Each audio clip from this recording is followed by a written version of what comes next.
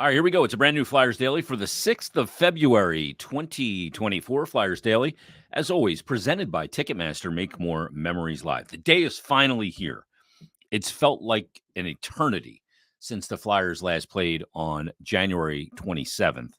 That was that loss against the Bruins, and 5 straight losses for the Flyers after 5 straight wins. They'll be back in action coming up tonight when they take on the Florida Panthers and kick off the unofficial second half of the season. Final 32 games, playoff push, all of it, all to play for the Philadelphia Flyers. And they're going to start in Florida tonight with the team with the second best points percentage in the Eastern Conference. So not starting off with a patsy here. The only team with a better points percentage in the East is the Boston Bruins at .724, Florida at .673. That's the 6th ranked points percentage in the NHL. Flyers sitting right now with the 15th highest at .560. Flyers come in 50 games played, 25, 19, and 6 on the season. Third spot in the Metropolitan Division of the Eastern Conference. Florida in the second spot through 49 games, 31, 14, and 4. .673 points percentage. Like I said, they only trail the Boston Bruins in the Eastern Conference. Now, Florida, combination of a team that can score a pretty good amount of goals, 3.2 goals per game, which is 13th in the NHL, a little better than average. But they're a team that does a very good job keeping the puck out of their net. We're going to talk about that in a moment, why Sergei Bobrovsky having a really good year. They give up the 3rd fewest goals allowed per games played at 2.57. Flyers are 11th in that category, 2.92. And the Flyers coming down the stretch in this final 32 games, that is going to be a key element. We're going to get to the top 4 key components the Flyers need to employ, and one of them has a lot to do with goals allowed per games played. The Flyers aren't a team that's going to go out and put up 5-6 goals a game, even if guys raise the level of their play, which will need to be done. But keeping the puck out of their net is going to be an enormous element. Flyers power play going to have to be better. It's only at 13.3% on the year, but it's been 18% over their last 10 games. They'll look to keep that going, improve that. And when it comes to power play for the Florida Panthers, they're clicking at 23.8%, which has them 10th in the NHL. So you got to stay out of the box, too. Penalty kill for the Flyers, second ranked in the NHL, 85.9%, and 10 shorthanded goals. When you look at the Florida Panthers, also good on the PK, 8th in the NHL, 82.7%. So it's Florida and the Flyers tonight. And we talked about this in an episode not that long ago.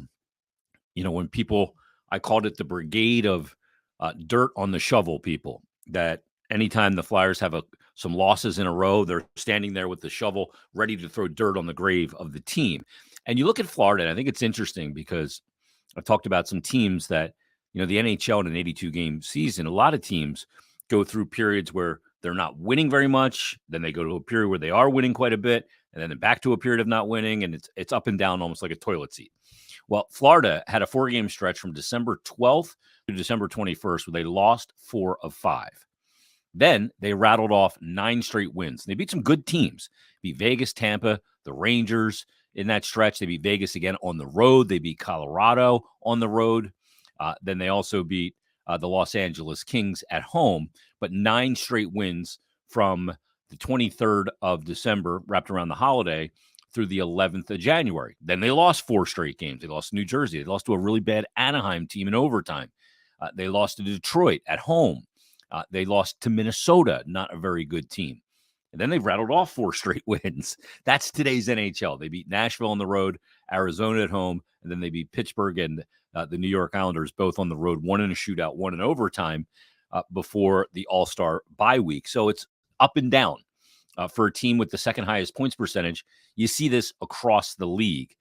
For the Flyers, they've lost 5 straight after winning 5 straight, but imperative that they end this skid tonight or very soon. You cannot let this drag on into this unofficial second half and final 32 games of the season. Sam Reinhart leads the way for Florida when it comes to points. He's got 62, 11 more than Matthew Tkachuk. Each have played 49 games. But Sam Reinhart, this is insane, has 37 goals in 49 games, 25 assists, 20 power play goals. That's an absurd number.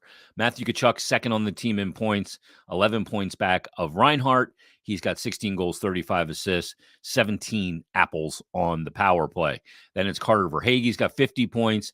Barkov's got 48 and 43 games. Evan Rodriguez is 29 and 49. So the drop-off is right there after Barkov. But you have four players in Barkov, Verhaeghe, Tkachuk, and obviously Reinhart that really getting it done for them. I look at Reinhart, for example. He's got 37 goals. He's taken 134 shots on goal, which isn't even – it's the third ranked on the team. Tkachuk's got 181 shots. Verhaeghe's got 160. And then you look at Sam Reinhart. His shooting percentage is 27.6%. That's an insane number. NHL average is probably somewhere between 14 and 16, maybe even lower. To be shooting at 27.6% is an unbelievable number. Now, we mentioned, the ability of the Florida Panthers to keep the puck out of their net. And two former Flyer goaltenders in tandem taking over the crease in Florida. It's Sergei Bobrovsky and Anthony Stolarz. Their team save percentage is .912. Bobrovsky, in 36 games played, has a record of 23, 10, and 2, 2.51 goals against average, and a .910 save percentage. Stolarz, slightly better save percentage at .916, has played in 15 games and has a record of 8, 4, and 2. But I imagine we're going to see Bob tonight, obviously coming off the break. Sergei Bobrovsky has been very good. He's kind of really flown under the radar, and that save percentage of .910 is about 7 points higher than league average. So I imagine it's going to be Sam Ersson tonight versus Sergei Bobrovsky. That'll be the battle of goaltending when the Flyers return to action against the Florida Panthers. After the game tonight, Flyers are going to return home on Thursday to take on Winnipeg. Saturday at home against the Seattle Kraken. And then Monday, the 12th, it'll be the Arizona Coyotes at Wells Fargo Center. So really important stretch of schedule here for the Flyers to end the skid and move forward and start getting some points back in the standings and solidifying their position or improving their position in the Eastern Conference, and in particular in the Metropolitan Division. They're now 5 points back of the Carolina Hurricanes, but Carolina's got 2 games in hand. So that's a big difference there. Flyers are 4 points up on the Islanders, who obviously fired their coach and hired Patrick Waugh. The Islanders have played 49 games. They have 1 game in hand on the Flyers. Pittsburgh at 51 points. They are 5 points back, but Pittsburgh has 4 games in hand on the Flyers. And the Devils, 47 games played, also with 51 points. Caps as well there. So tight race for the Flyers.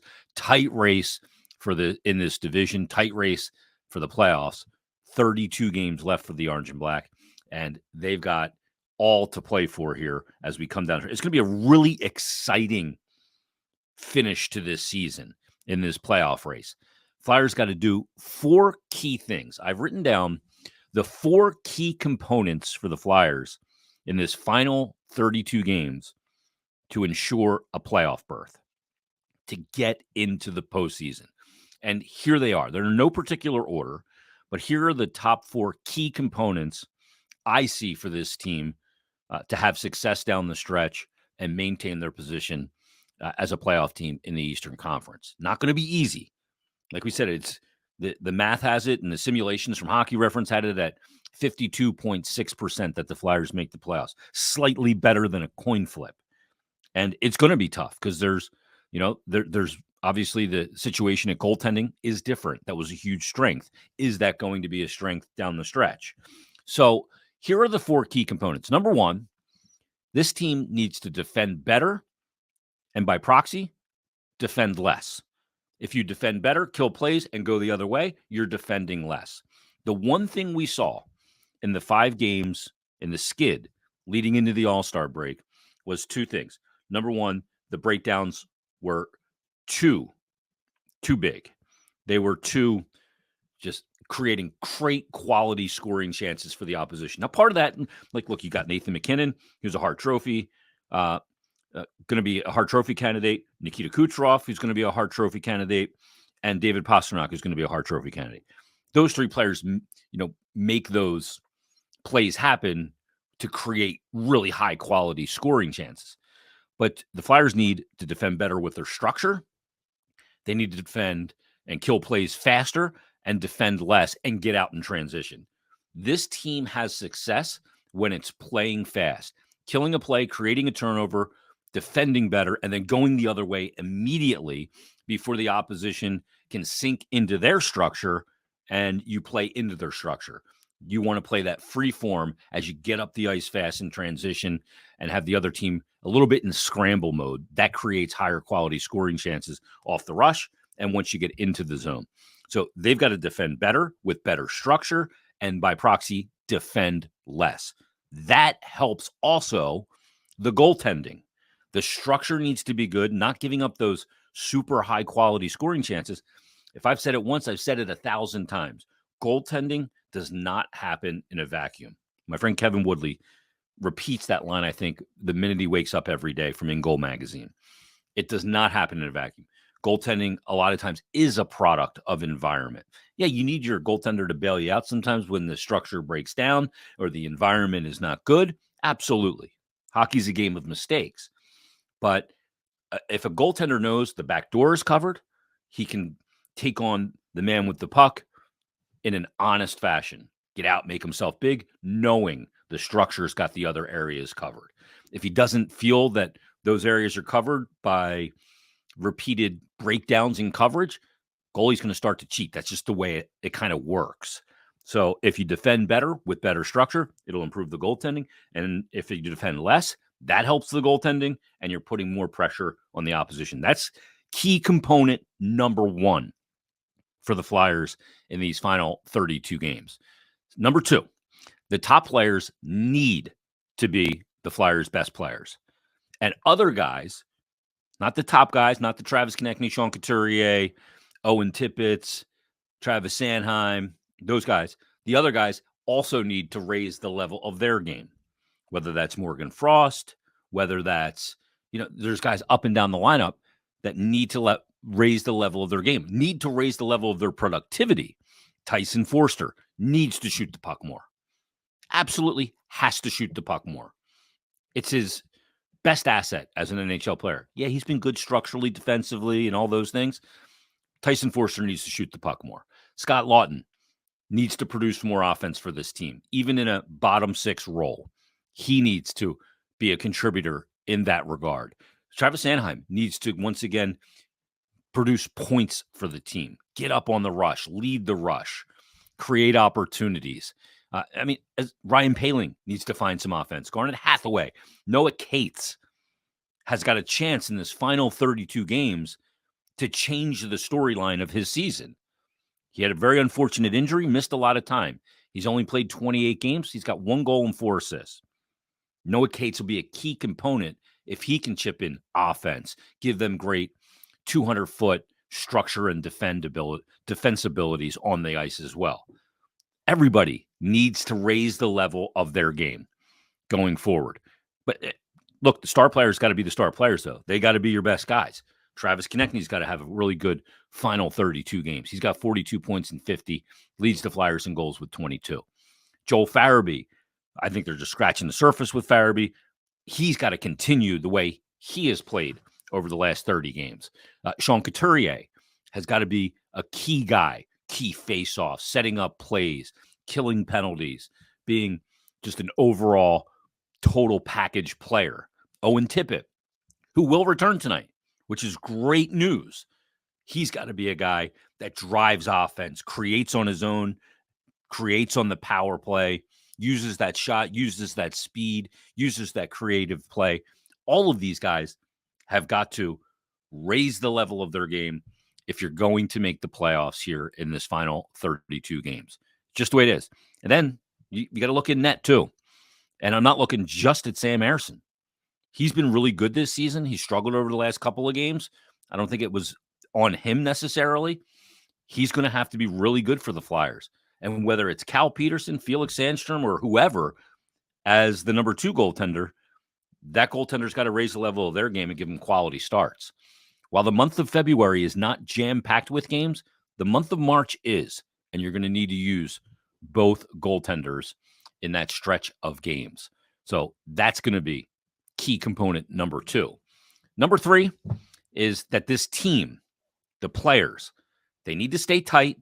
They need to stay together as a team that's going to be under a lot of pressure in a very tight playoff race.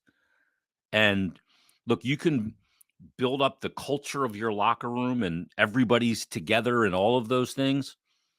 The way that gets tested is a high pressure environment trying to make the playoffs. And this locker room will be put to the test. There is going to be a lot of stress, a lot of pressure, and how these players stay together as a unit, pick up their teammates, drag them in when they're not at full energy. All of those things are going to be huge elements for this team to get to maximize this 32 games. That's going to be a huge thing.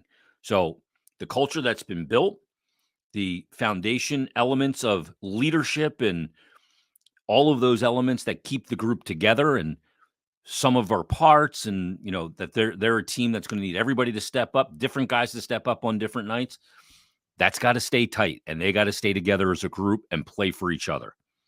That is an absolute 100% certainty. That has to happen. And then the last of the 4 key components for the Flyers for this final 32 games is to control the controllable.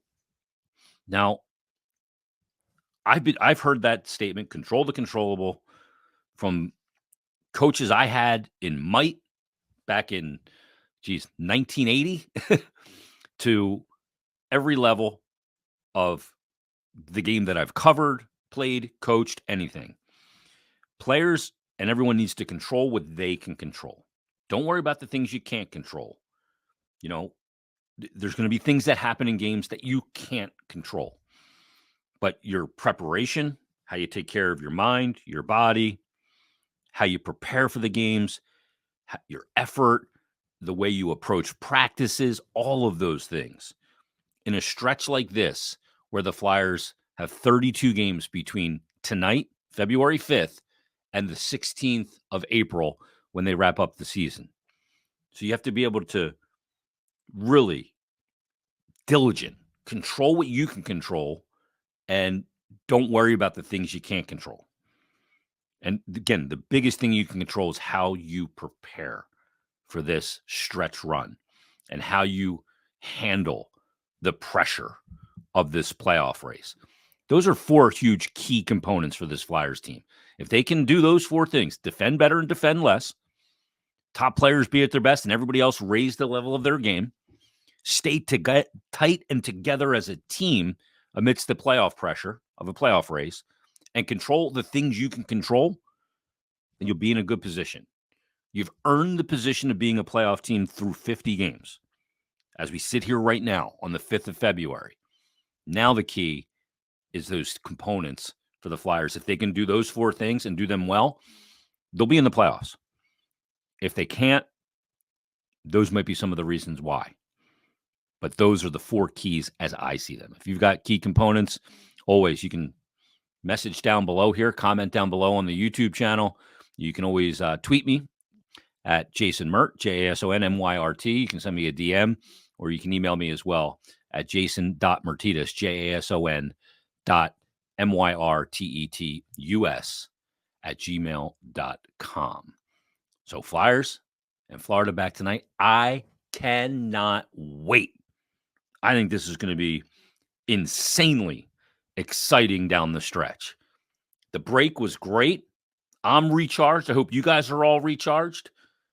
And we've got a final 32 games to see if the Flyers are playing in the Stanley Cup playoffs.